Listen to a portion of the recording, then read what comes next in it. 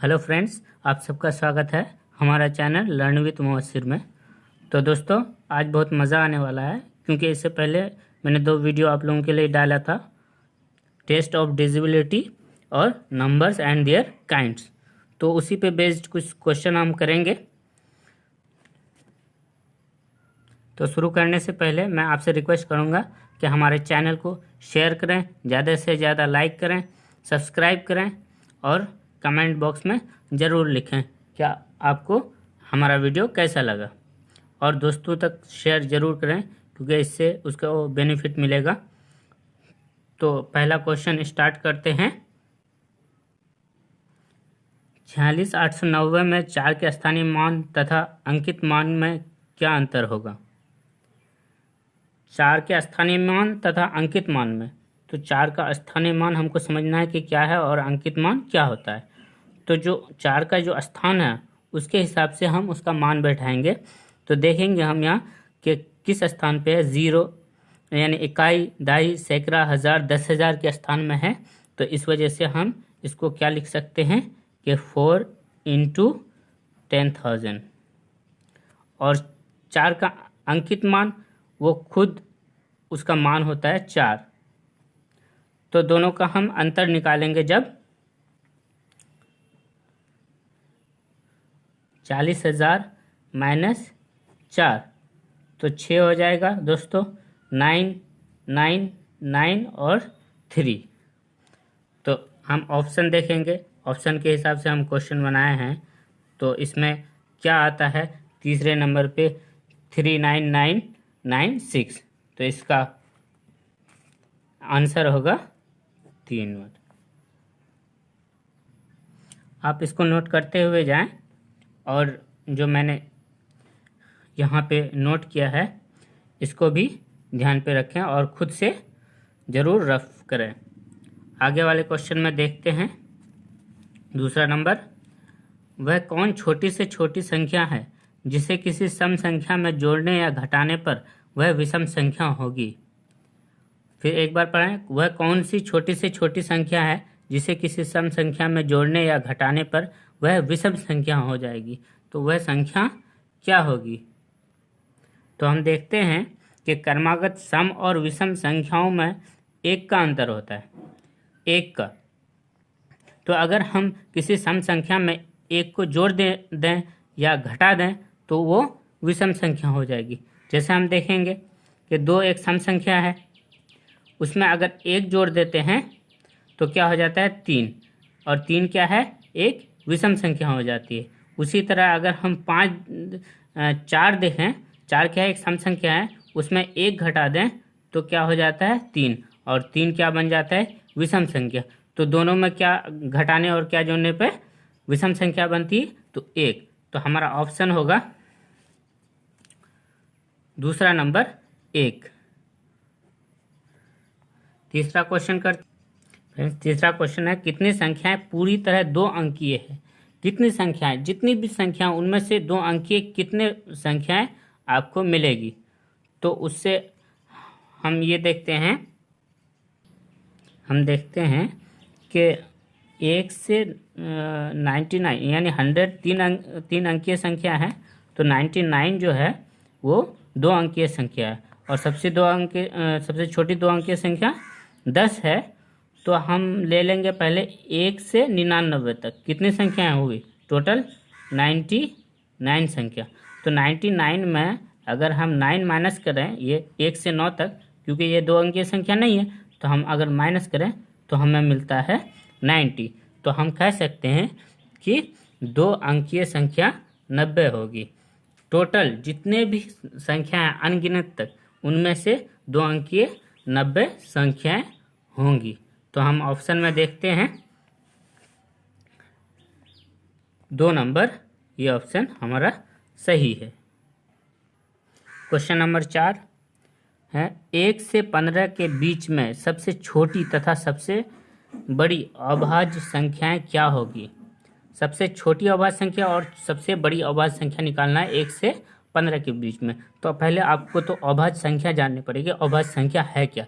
तो इसके लिए मैंने एक नंबर सिस्टम जो वीडियो बनाया है उसमें मैंने एक्सप्लेन किया है, तो आप जाके उसको देख सकते हैं हमारे चैनल में। तो मैं बता दूं कि अभाज्य संख्या जिसका गुणनखंड 2 हो, कोई भी संख्या जिसका गुणनखंड 2 हो वो अभाज्य संख्या। जैसे ये हो गया 5, इसका गुणनखंड 2 है। जैसे 1 और 5, ये दो 5 का गुणनखंड है, तो हम कह सकते हैं कि अभाज्य संख्या का गुणनखंड 2 है। 2 है। तो शुरू करते हैं। 1 से 15 के बीच में हम पहले निकालेंगे। 1 से 15 के बीच में कौन कौन है? 2, 3, 5, 7, 9 नहीं हो सकता, 9 में ज़्यादा है। 7, 11, 13, उसके बाद 14, 15 भी नहीं है, तो इसके बीच में होना चाहिए, 1 से बीच में। तो ये कितनी अभाज्य संख्या हो गई? 6। तो सबसे छोटी क्या होगी? सबसे छोटी 2 और सबसे बड़ी 13। तो हम ऑप्शन में देखते हैं कि कितनी, ऑप्शन में देख रहे हैं कि कौन कौन सी हो सकती है।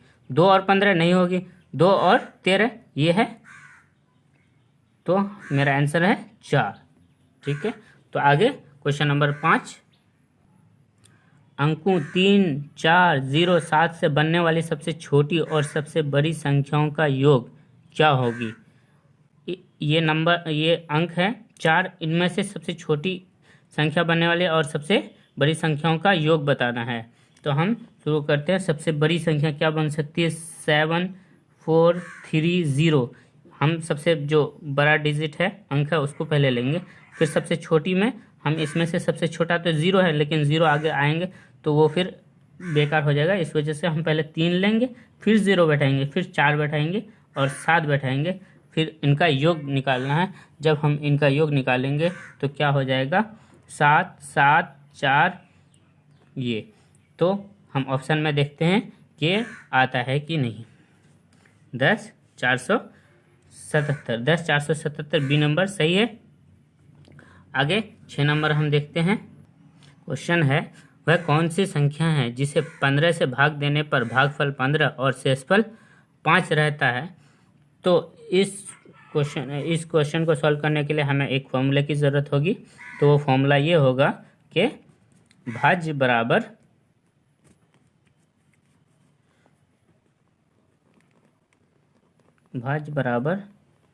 भाजक गुना भागफल, भागफल जोड़ शेष या शेषफल।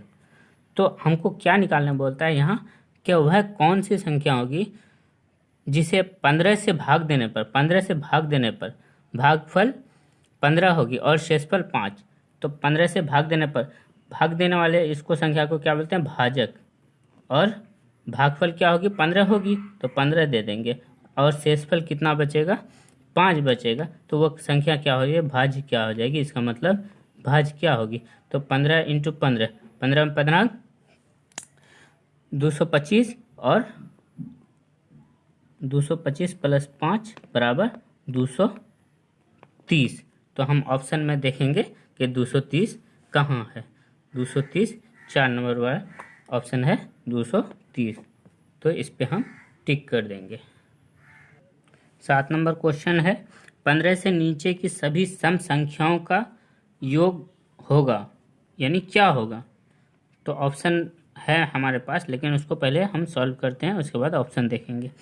15 से नीचे जितनी भी संख्या हो उसका योग, तो हम लिख सकते हैं योग 15 से नीचे कितनी सम संख्या है? 2 है, 4 है, 6 है, 8, 10, 12, 14। 15 से नीचे लेना है तो 15 एक विषम संख्या है, तो 15 को छोड़ करके ये सारे होंगे।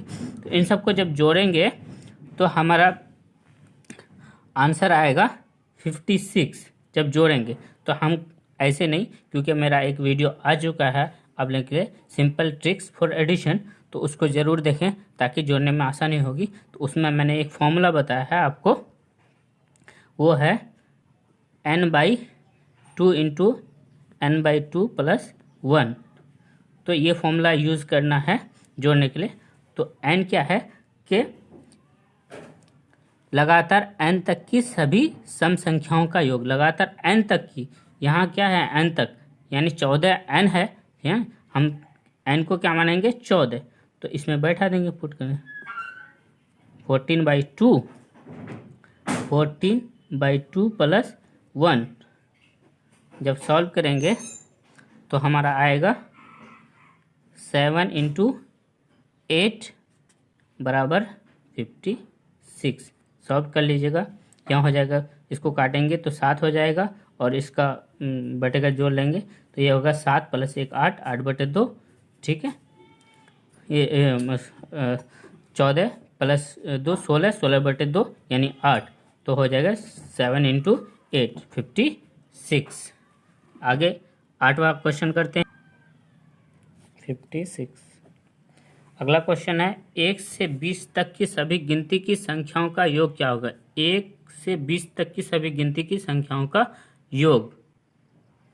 1 से 20 तक की सभी गिनती की संख्या 1 + 2 + 3 इसी तरह 20 तक के संख्याओं का योग निकालना। तो ये तो जब करेंगे तो आएगा मेरा 210। ठीक है, जब जोड़ेंगे, लेकिन इस तरह से हमें बहुत ही परेशानी होगी। इससे पहले मैंने योग सिंपल ट्रिक फॉर एडिशन में एक फॉर्मूला ड्राइव किया था, वहाँ से ले लें कि n × n + 1/2 उसको फॉर्मूला। यहाँ क्या है, 1 से 20 तक की सभी गिनती की संख्याओं, तो लगातार n तक की सभी गिनती की संख्याओं का योग होता है ये फॉर्मूला। n तक की, कितने तक की, n यानी 20 तक की, तो n हम क्या ले लेंगे 20, 20 × 20 + 1/2, तो ये तो हो जाएगा आपका 20 और यहाँ 21/2। ठीक है, तो ये इधर काटेंगे हम तो ये हो जाएगा 10। तो आगे जब हम देखेंगे तो क्या हो सकता है, 21 × 10 = 210 आया। तो हम ऑप्शन में देखेंगे कि कौन सा ऑप्शन हमारा सही है। 2 नंबर सही है। आगे 9वां क्वेश्चन कर 9 नंबर है, इनमें से कौन सी संख्या सह अभाज्य संख्या है। सह अभाज्य संख्या इंग्लिश में क्या बोलते हैं को प्राइम। इनमें से कौन सी संख्या को प्राइम है। तो हम यहाँ एग्जाम्पल के तौर पर हम अगर देखते हैं तो पहले हमको जानना पड़ेगा को प्राइम क्या होते हैं, यानी सह अभाज्य संख्या क्या। किसी दो नंबर्स को हमें को प्राइम्स कहते हैं जिसका कॉमन फैक्टर, यानी दोनों का कॉमन फैक्टर क्या होना चाहिए, 1 होना चाहिए और कोई दूसरा कॉमन फैक्टर नहीं होना चाहिए। ठीक है, तो अगर हम यहाँ देखते हैं कि 8 और 15, तो 8 का क्या गुणनखंड क्या होता है, 1 2, उसके बाद 4 भी होता है, 8 होता है, और 15 का हम देखेंगे क्या क्या हो सकता है, 1 3 5 और 15, ये सारा होता है। अब इनमें से कॉमन देखिए, कॉमन जिसका 1 होगा, इन दोनों का फैक्टर कॉमन 1 है, तो इसका मतलब ये दोनों को प्राइम है। ठीक है, तो ऑप्शन में हम देखेंगे कि कौन सा को प्राइम हो सकता, क्या है 8 15 को प्राइम नंबर है। देखिए इसमें अगर एक बार देख लेते हैं 13 और 29 में 13 का फैक्टर क्या हो सकता है, गुणनखंड क्या हो सकता है, देखते हैं 1 और 13, और 39 का क्या हो सकता है, 39 का 3 और 3 13, 1 भी होगा, तो 1 तो है लेकिन इसमें 13 जो है 13 भी है कॉमन फैक्टर, तो इस वजह से ये नहीं हो सकता है। तो ऑप्शन क्या होगा 8 और 15। क्वेश्चन नंबर 10 है, 5 अंकों की सबसे बड़ी संख्या और 6 अंकों की सबसे छोटी संख्या का अंतर बताइए।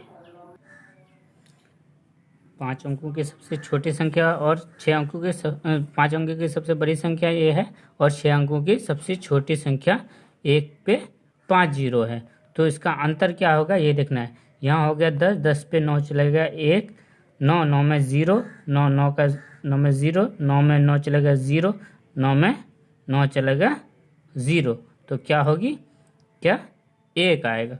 तो देखते हैं हम ऑप्शन में 1 है कि नहीं। ठीक है, क्या है 1 और 11 और इतना है, तो हमारा सही ऑप्शन होगा 1। आगे बढ़ते हैं 11वें क्वेश्चन की तरफ। क्वेश्चन नंबर है 11। एक से लेकर 20 तक की सभी सम संख्याओं का योग निकालें या योग क्या होगा। तो इससे पहले एक क्वेश्चन किया था 6 नंबर, सेम उसी के तरह है, फॉर्मूला भी वही बैठेगा। तो हम 1 से 20 तक जैसे गिनती की संख्या उसको योग करते हैं, तो एक फॉर्मूला बेस्ड में लगाएंगे 20 तक की सम संख्याओं का योग। 20 तक की सम संख्याओं 20 तक की सम संख्याओं का योग क्या होगी। फॉर्मूला होगा n/2 इंटू n/2 प्लस 1। तो ये होता है लगातार n तक की सम संख्याओं का योग। n तक की यानी 20 तक की, तो n क्या होगा हमारा 20 हो जाएगा। n क्या होगा 20/2, और यहाँ होगा 20/2 प्लस 1। ठीक है, तो ये क्या हो जाएगा हमारा 20 इंटू 21, नहीं 20 क्या होगा 21/2। यहाँ हो जाएगा आपका 10 इंटू ये 2 ये हो जाएगा, तो ये होगा 20 प्लस 1 21/2।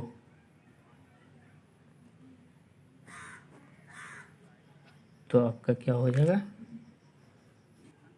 सॉल्व करते हैं, क्या हो जाएगा 10 और ये हो जाएगा 20 प्लस 2 22/2। 22/2 क्या होगा 11। तो हम यहाँ बैठ जाएगा 110। तो हम ऑप्शन में देखते हैं कि 110 हमारा कौन सा है, 4 नंबर सही है। 12 नंबर क्वेश्चन है प्रथम 10 विषम संख्याओं का योगफल ज्ञात करें। प्रथम 10 विषम संख्याओं का योगफल ज्ञात करें। तो हमारे पास एक फॉर्मूला है प्रथम n विषम संख्याओं का योग। प्रथम n विषम संख्याओं का योग, प्रथम n विषम संख्याओं का योग बराबर होता है फॉर्मूला n का स्क्वायर। तो n विषम संख्या, जितना विषम संख्या ले सकते हैं, बहुत ही आसान है। 20 विषम संख्याओं के का योगफल निकालिए, 50 निकालिए, तो उसमें क्या है n कितना ले रहे हैं 10 विषम संख्या का 10 का स्क्वायर। 10 का स्क्वायर क्या होता है 100। तो ऑप्शन में हम देखेंगे कि 100 आ रहा है कि नहीं। 2 नंबर, ऑप्शन 2 नंबर। तो फ्रेंड्स यहाँ तक अब हमने क्वेश्चन को सॉल्व किया 12 नंबर तक। आगे फिर हम सॉल्व करेंगे। तो आपसे लेता हूँ विदा, और फिर से रिक्वेस्ट कर रहा हूँ कि हमारे चैनल को ज़रूर से ज़रूर देखें, लाइक करें, शेयर करें, सब्सक्राइब करें, ताकि अगला वीडियो आप तक पहुँचा सकूँ, क्योंकि हमें भी प्रोत्साहन मिलेगा। तो थैंक यू फ्रेंड्स, बहुत बहुत धन्यवाद।